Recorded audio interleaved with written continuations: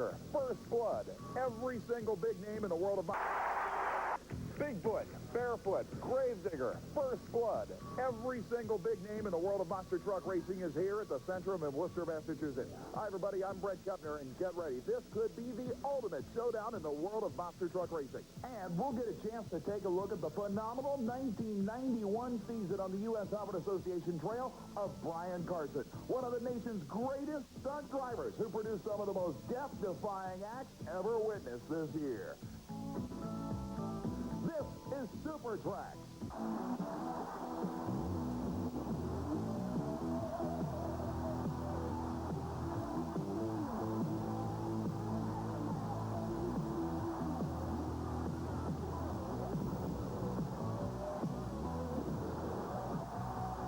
The United States Hot Rod Association presents the ultimate from the wide world of motorsport, Super Trax. Welcome, ladies and gentlemen, to Worcester, Massachusetts, and the arena known as the Centrum. We are getting ready for qualifying in this 8-truck monster truck field that could produce one of the greatest single short track events in this 1991 USHRA Association season. The very first pair of trucks are pulling to the starting line as we get ready to qualify against the clock for starting position on this short 130-foot course. This is going to be a rather tricky scenario for most of these teams. There are two ways to cover this course in the shortest elapsed time possible. One would be to keep the truck low to the ground and use the wheels to transmit power over that 130-foot distance. The other objective would be to literally launch these 10,000-pound machines to the moon and try and cover most of the course in the air. A Ford and Chevrolet pair of entries on the starting line. First up in the far lane, Ken Deppy in the Whiskey Business Chevrolet out of the Green Boys Racing Stables in Missouri. The rear-engine Chevrolet has done quite well the 1991 USHRA Association Trail. On the other side of the racetrack, though, closest to the camera in the near lane is New Jersey campaigner Mike Wine and the Super Winch-sponsored Outlaw Ford. He'll start things off in qualifying. Little sideways at the finish line, a rather rough ride to start things out. The elapsed time, 2.47 seconds for the Outlaw Ford. And that'll be a number to shoot at for the Chevrolet that is waiting patiently in the far lane. Now, you notice that the Outlaw Ford left the starting line, landed squarely in the center of the cars. Watch for the Chevy to stick lower to the ground. Green stays up, waiting for the green light.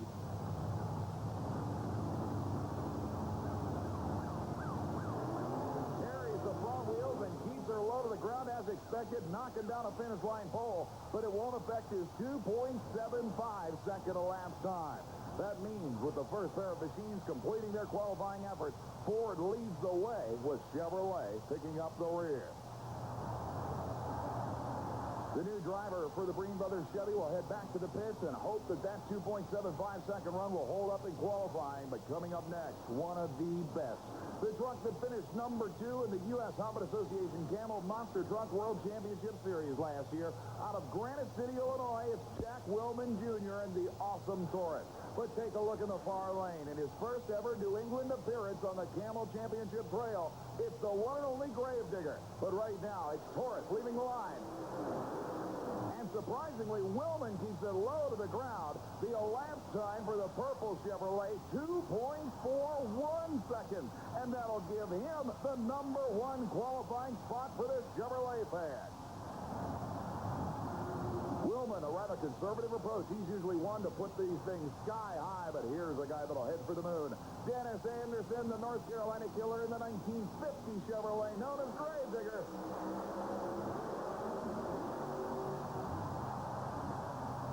Anderson zinging the engine to the moon, hits the brakes before the wall. The elapsed time for the green Chevrolet, 2.53 seconds. And that will end up placing him in the program in the number 3 qualifying spot. So right now, it's Chevrolet Ford, a Chevrolet.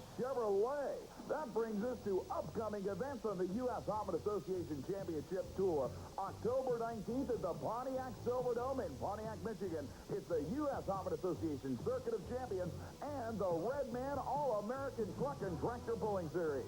October 25th and 26th, Freedom Hall in Louisville, Kentucky brings the USHRA Association Camel Super Modified Mud Racing Machine and Camel Monster Truck Racing Championship action to Kentucky.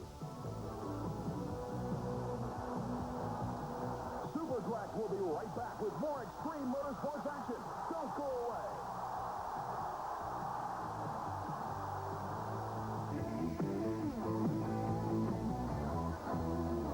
We're back at the Centrum in Worcester, Massachusetts, as we continue qualifying for this 8-truck USHRA Association Monster Truck Field.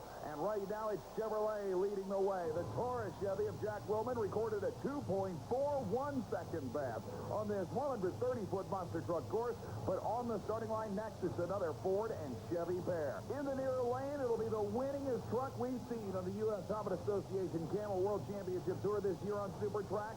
Rob Bush and the incredible First Blood Ford, the home-built machine from Northern Illinois, lines up alongside John Breen's Micro Machine Chevrolet. Bush knows that Taurus leads the field. Let's see what the kid can come up with. Unbelievable airborne leap. That's the other way to cover this course, and look at the time. 2.32 seconds will take the pole for the First Blood Ford, and the Ford fans are loving it. John Breen now knows what he has to better to take the pole over the Micro Machine Chevrolet. And Breen goes the airborne route, but actually slams the nose down hard. That may hurt him. The mark to beat 2.32 seconds. Breen in the Chevrolet records an lap time of 2.26 seconds. And the lead is being thrown back and forth between every machine up. Certainly everybody can identify this piece of equipment, and for that matter, this one too. The Bigfoot Ford in the right-hand lane lines up alongside the defending Camel USHRA Association World Champ, Fred Schaefer, and the Barefoot Chevrolet, sponsored by Tonka Toys. Schaefer certainly would like nothing more than to take the lead back again. John Breen putting down a 2.26 in this qualifying round. Meanwhile, Jim Kramer in the Bigfoot Ford in the far lane is ready to roll.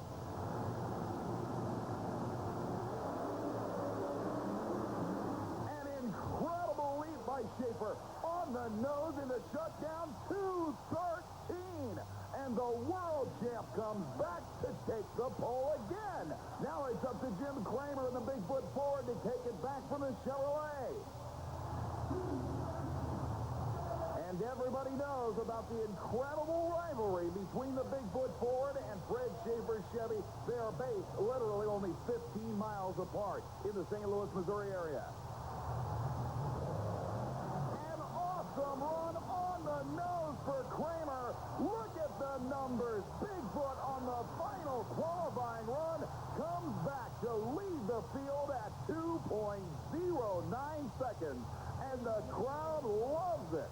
What an incredible qualifying session. It's been a while on the USHRA Association trail since we saw the lead get thrown around like that. Virtually every machine held the pole at one time or another, but it's the big blue Ford that comes out on top, and that's basically the way it should be, considering the history behind the best-known Ford 4x4 in the sport's history.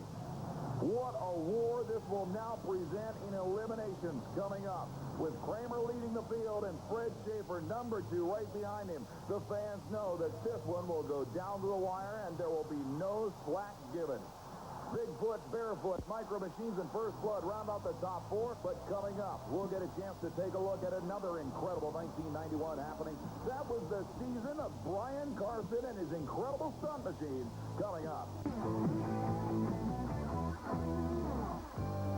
In the world of stunts, there are quite a few individuals who personify their ability with words like insane and careless. But nobody quite captures the word daring as much as Brian Carson, probably one of the greatest automobile stunt drivers ever.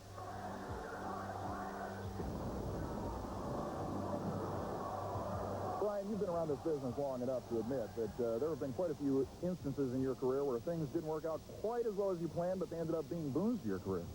Yeah, I mean, we always guarantee a wreck in our stunts, and, you know, sometimes it's more than we expect. It's part of the business, and that's why people are paying the money, to see some guys get close to the edge and still walk away. And hopefully that'll happen here. You've had some rough rides.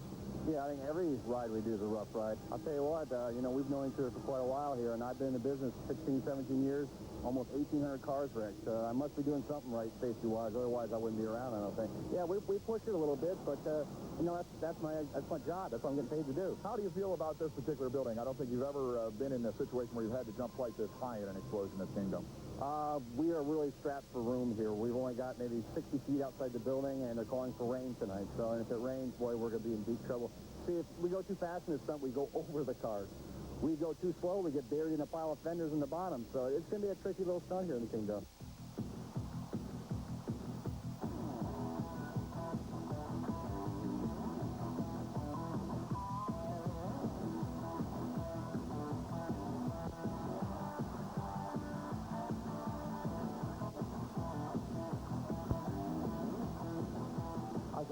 After 1,700 cars, close to 1,800 cars, it's one of the first times I've been nervous for a jump like this because the speed is also crucial on this thing. We have to have 65. We have to have it. We go too slow, we go into the bottom of the stack, and the stack comes tumbling down on me. We're out there, it's raining, it's slick, but no matter what happens, I'm talking to you now because I don't know what's going to happen afterwards. Just remember, I keep my word, we're going to try this thing. Seattle, you hang on to your seat. I'm going to try to hang on this steering wheel, and let's do this thing.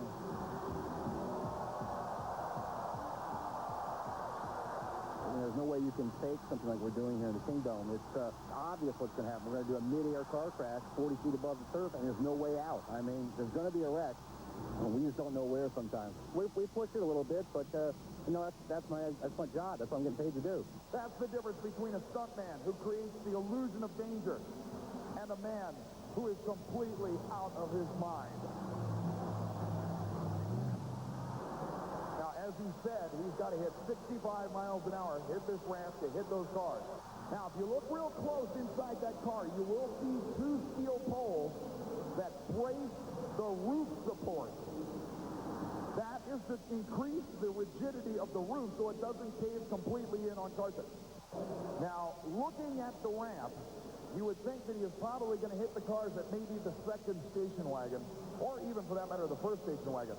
I guarantee you that Brian Carson's target is the second car on that stack. I mean, the second one from the top. The little Chevette underneath the top one is where he likes to hit. This is not a stunt. It is not an illusion. Brian Carson is here from Los Angeles to try and live. He's here to try and survive. He's not playing any games with you. Turning around on a rain-slickened parking lot. We can hear it coming in. Get ready. Carson brings it in. Unbelievable! Absolutely incredible. Every bit was 65 miles per hour. We don't see anything yet. Maybe we can get the time and visit this. The safety crew is willing. The roof of the car did cave in badly and on the driver's side. I should point out that those roof support poles that Carson uses to keep the roof up worked. It was the roof itself that folded up. It wasn't because of the support collapsing. Well, ladies and gentlemen, Carson's being pulled out. He is moving, but not very much. Make some noise for this man. Brian Carson, ladies and gentlemen.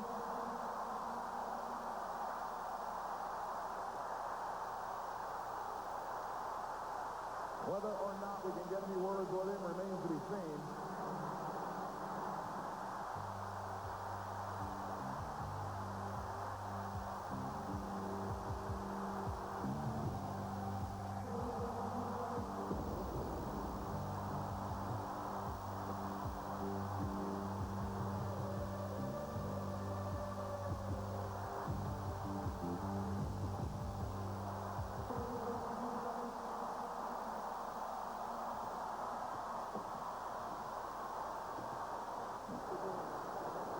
Ladies and gentlemen, he is up. Brian Carson is up.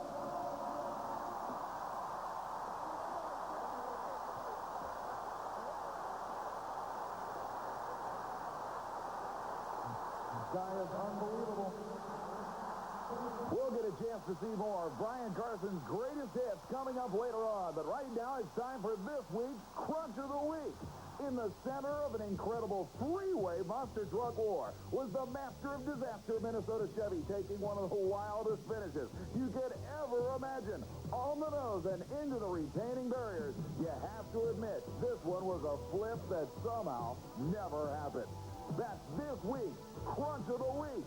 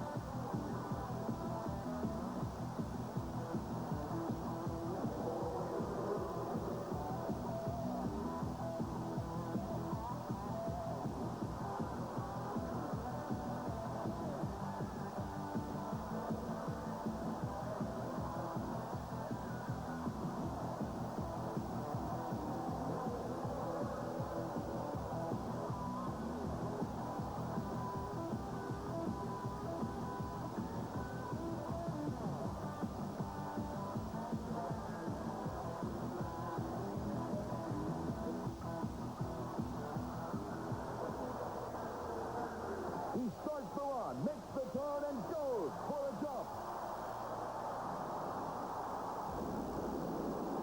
Unbelievable with the car on fire. It lands right side up. That is a good sign. The safety crew is already beginning to extinguish the multitudes of fires that have started. Look at the front end of the car, the roof itself, taking a tremendous impact. We can't see for sure whether Carson is moving within the car, but he cleaned off the pyramid of metal in a spectacular way. Still more fires on the floor of the Metrodome being extinguished, while the safety crews work to get Carson out of the remains of the Buick.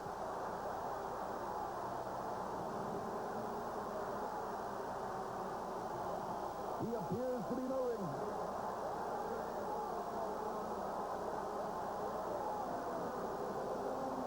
He's motioning to be pulled out of the car. It looks like Carson has gotten out of this one at least consciously. And now he's pulling himself through the open window, and Carson is okay.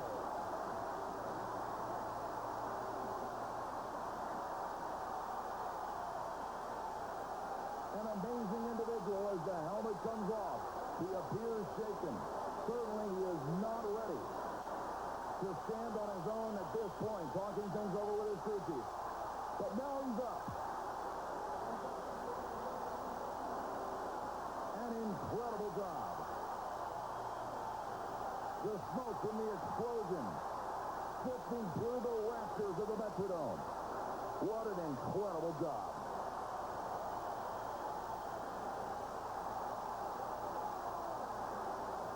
It looks like Brian Carson is ready to talk. And Brian, we've seen this act enough times to know that I think just about everything went wrong on that jump. I'll tell you, I don't know what happened. All I want someone to beat the hell out of me in that car. An incredible jump. I had to feel for you when you actually came in the first time. You don't like to make flybys, and when you came in the first time, that thing was dead sideways. Yeah, I lost in the turn, and, you know, this was, I don't know what way. It's a lot of luck that we got this thing off the ramp.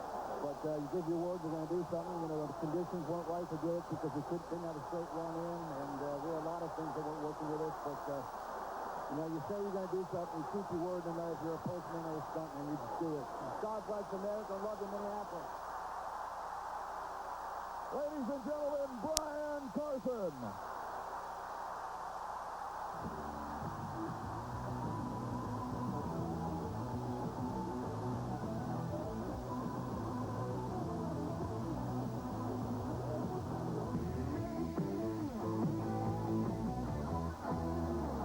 We're back at the Centrum in Worcester, Massachusetts, and qualifying is complete. It's now time to start side-by-side monster truck elimination action.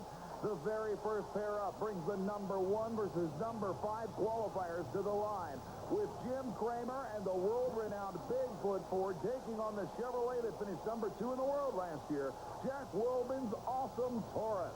These were two of the machines that waged war in that incredible qualifying round, with Bigfoot coming out on top at 2.09 seconds.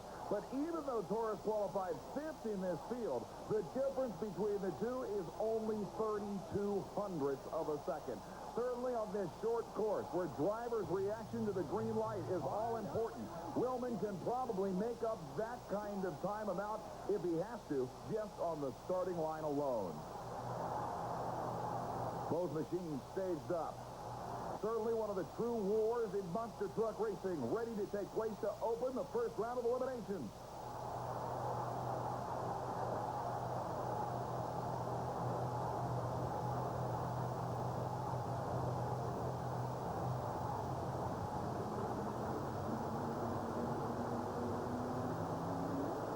The whole shot goes to Taurus, but something goes wrong for the purple Chevrolet. And Jim Kramer, with a less-than-perfect run for Bigfoot itself, makes it into the semi-final round. You can see a rather strange landing for Kramer as the big blue Ford got a little sideways down near the finish line. But the big problem came from the purple Chevrolet right off the starting line. Something goes away in the drivetrain, most likely something in the transmission. And Jack Wilbin and Taurus are history in the very first pair of the very first round. But pulling out onto the floor of the Centrum, the truck that has become easily one of the most popular in the history of this form of motorsport. In the near lane, a crowd favorite, surprisingly in the underdog position. Although he only qualified number 7, Dennis Anderson and the Gravedigger 1950 Chevrolet has the crowd behind him wherever he runs. John Breed, in the meantime, driving the Breen Brothers flagship, the Micro Machines Chevrolet, qualified number 3 in this field at 2:26. He actually has a sizable advantage over the Gravedigger machine, almost a quarter of a second. But you can bet Anderson will be doing everything he can to come from the bottom half of the field to unseat what has already become an extremely strong-running truck, the Micro Machines rear-engine Chevy. The Gravedigger machine, of course, one of the most successful using the rear-engine configuration. Anderson has got the surprise Breed on the starting line to make this stick. The whole shot goes to Gravedigger, and by nearly a full truck length advantage, Anderson comes from the number 7 qualifying spot to gain a semi-final round berth. The crowd can't believe it, but certainly neither can this man. John Breen looked so strong in qualifying and now gets upset in the opening round of competition. Anderson waves to the cheering fans. What an incredible performance. Ken Deppy in the Whiskey Business Chevrolet now pulls out the number 8 qualifier in this 8-truck field.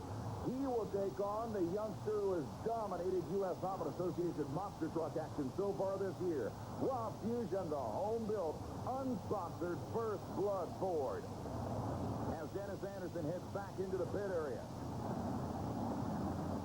Rob Hughes backs up on the starting line and aligns the machine that he constructed himself with the help of friends in his backyard in Woodstock, Illinois, on the starting line.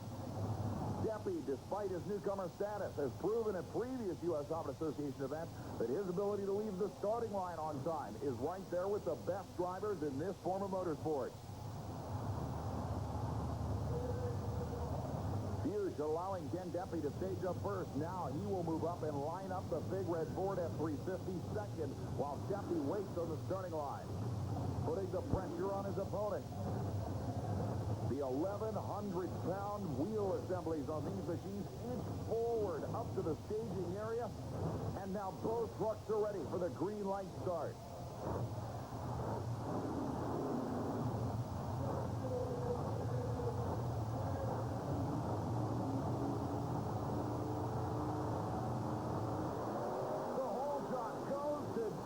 But the whiskey business Chevrolet loses power very quickly, and Rob Hughes uses the brute horsepower of the First Blood Ford to move into the semi-final round. Again, the whole shot for the second straight race went to the underdog driver in East Ferry, but in each case, horsepower won the battle at the finish line. That will leave us with one final pair in this first round of competition, and it will feature the reigning U.S. Honda Association Camel Monster Truck World Champion, Fred Schaefer's incredible Barefoot Chevrolet from Granite City, Illinois, lining up alongside Mike Wine and the Jersey Outlaw. The big blue Chevrolet that could well be the most feared monster truck in the sport today stands waiting on the starting line for Mike Wine, who is taking his time back in the pit area. Apparently, he had some thrashing to do after the qualifying round. But you get a great chance to check out the space-age technology used in the lightweight construction of the Barefoot Chevrolet. Fred Schaefer growing impatient now as the starter says, "We don't see the Jersey Outlaw Ford anywhere. Go ahead and move up to the starting line area."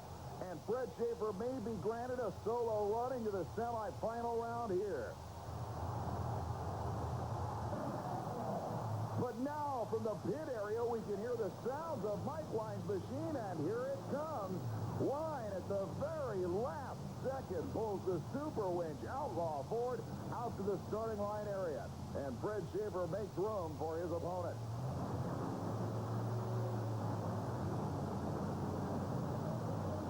Wine's machine appears to be running fine. No smoke or anything else that would tell us, obviously, that he still has problems.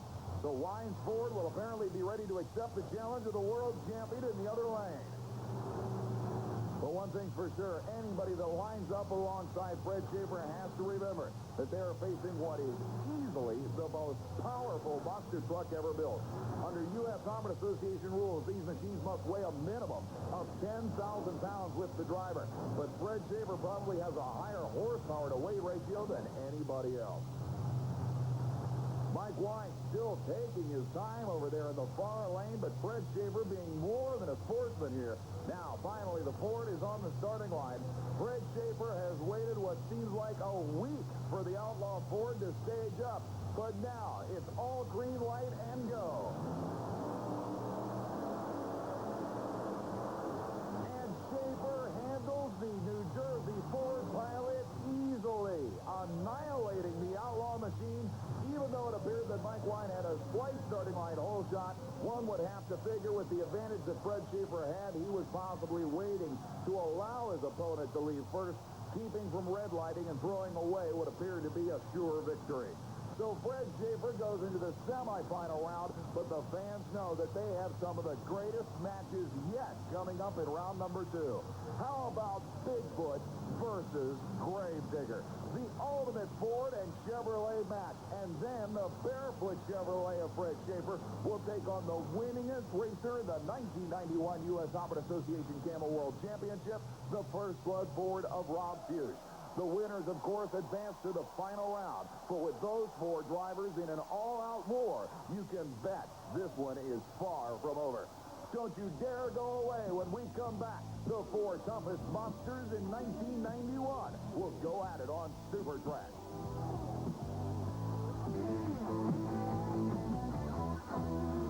Here at the Centrum in Worcester, Massachusetts, the crowd is literally on the edge of their seats for what could be the greatest single round of racing we've seen this year. You're looking at the only truck in the semifinal round that did not qualify in the top 4.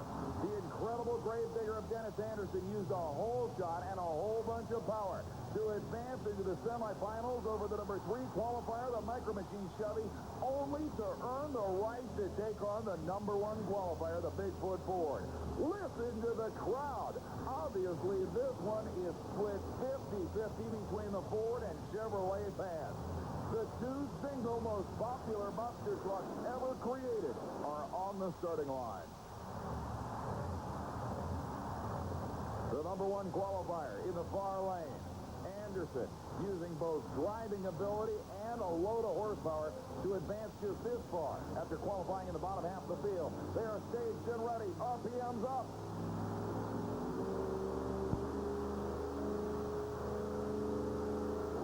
An incredible hole shot for the Gravedigger, and Dennis Anderson blows the number one qualifier in the lead.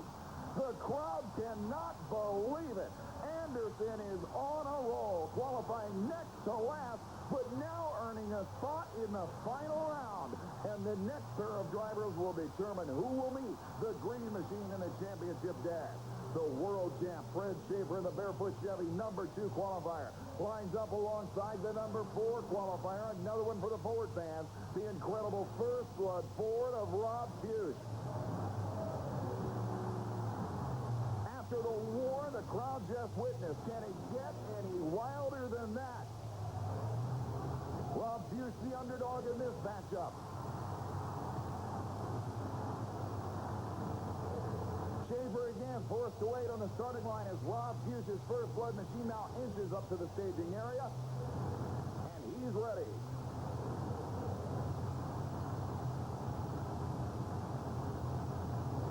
You can imagine the intensity in the cockpits of each machine. There is no love lost in this pair. The whole shot goes to Barefoot, and by 5 feet at the finish line, the Barefoot Chevrolet advances to the final round. So it will pit the defending world champion against the crowd favorite, Dennis Anderson's Gravedigger, for all the marbles. Stay with us.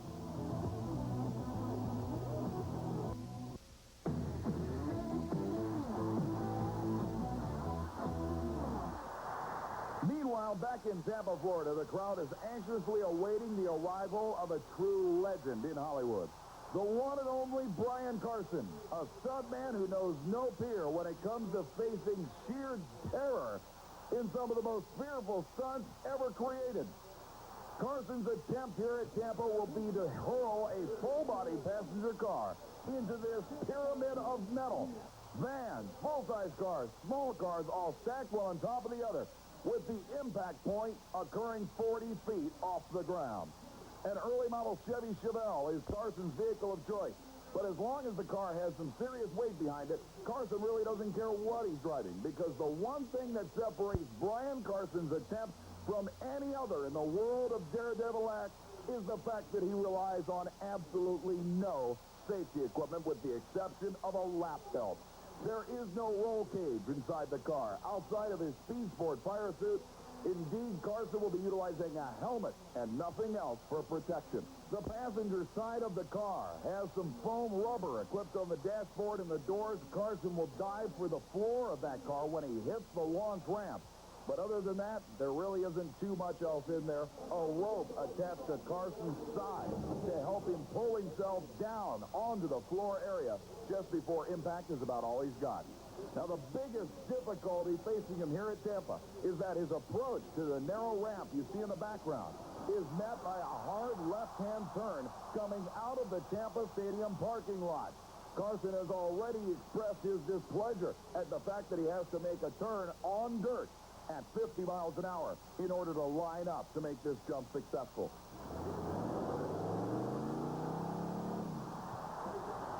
He heads out into the parking lot area and turns around, ready to make his first attempt approach.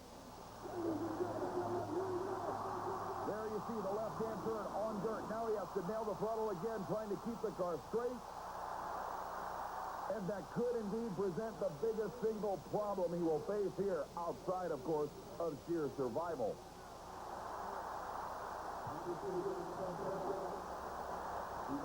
The last check of the ramp. The crew signals that they are ready. And Carson now heads out of the Tampa Stadium arena area and heads for the parking lot, where he'll turn around, try and build enough speed to successfully make that left-hand turn on dirt, then punch the throttle again as he heads for the ramp in his early model Chevelle. No roll cage. No special harnesses. Just Brian Carson, a helmet and a seatbelt. The crowd waiting to hear the car enter Tampa Stadium. Here he comes. Cautiously making the left turn, now punching the throttle. Here he goes. Unbelievable explosion. The car is upside down and on fire with Carson in it. The safety crew's on the scene immediately. You can see fire extinguisher vapor and dust everywhere as they try to put the fire out around the driver. But the fire is actually spreading. All over the impact area, there is fire or smoke from something.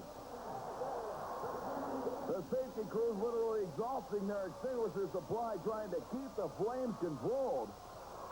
There you see Carson, the yellow car in the center of your screen, upside down and burning in the middle of the wreckage. The fires are growing stronger everywhere. Now the Tampa Fire Department is keeping an eye on it. They're ready to back up the track safety crews who may be outclassed in an extinguisher battle. Meanwhile, the safety crews work to get Carson out of the car. We have not received word yet on his condition. He is out of the car, obviously, and on the ground and appears to be moving. His crew by his side.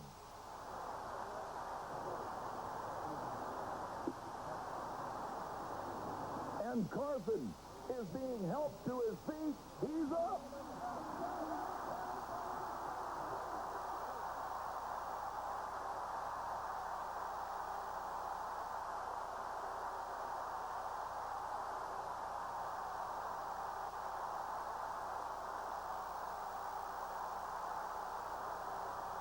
Brian, do you feel like going down and pointing to the swing? Your big concern is making that left-hand turn on dirt. And you told us that you might not even be able to hit 50 before you made that turn. You have to make up the rest of the 50 miles an hour or so between there and the ramp.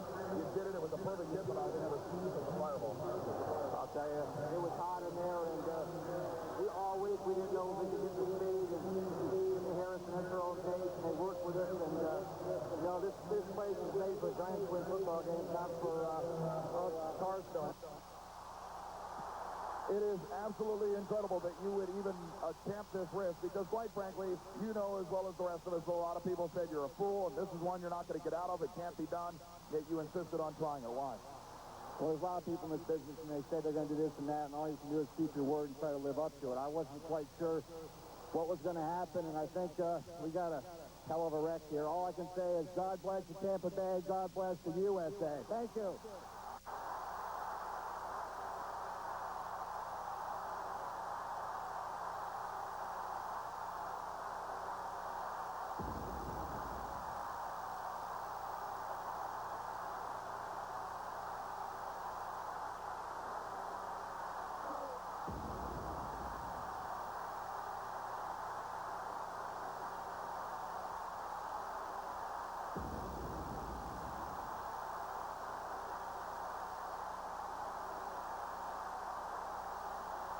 Brian Carson, simply unbelievable. But stick around when we come back. Grave Digger versus the world champion Barefoot on Super Trax.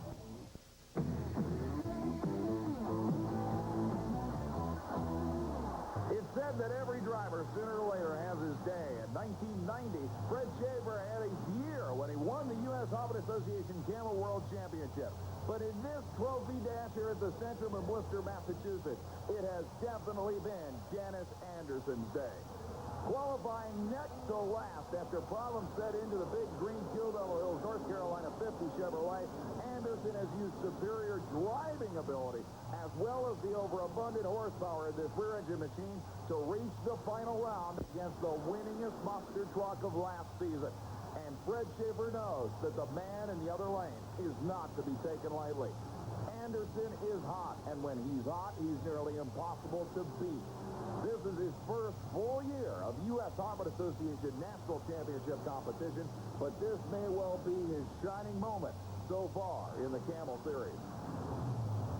Both drivers taking their time, lining the machines up. The crowd evenly split between the two machines, but there's no question that the Gravedigger fans seem to be the most vocal here. Drivers going back and forth, making sure that the machines are lined up absolutely perfectly. Fred Schaefer, surprisingly, is the first driver to stage.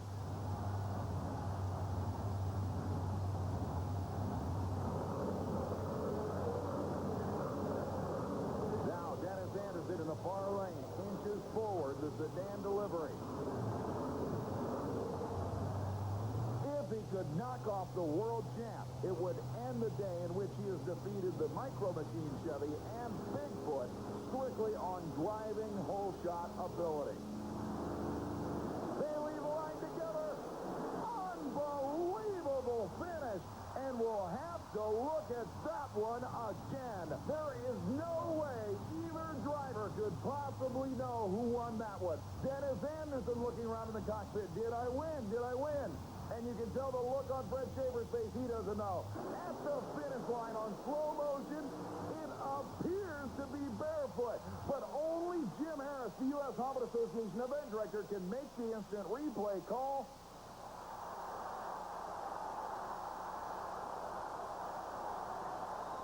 He radios it down to the ground. The winner is the world champion, Fred Schaefer, and barefoot.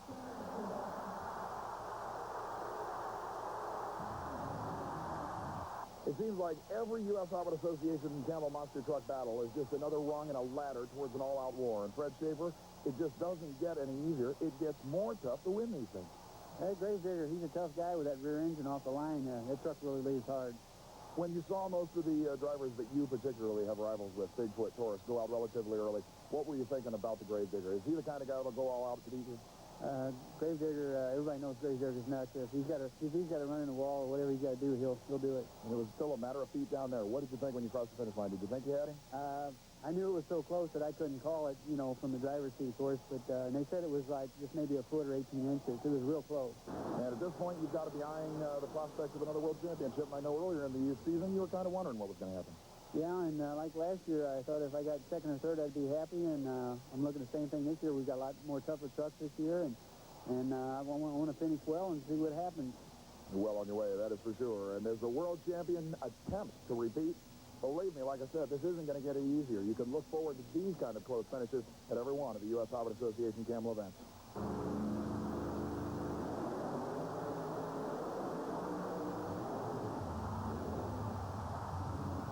There's no question that the dominance exhibited by Bigfoot and other monster trucks through the years may well have come to an end. As a matter of fact, with Fred Schaefer's recent winning streak, he may well be on his way to another world championship. I'm Bret Kepner. Thanks for being with us.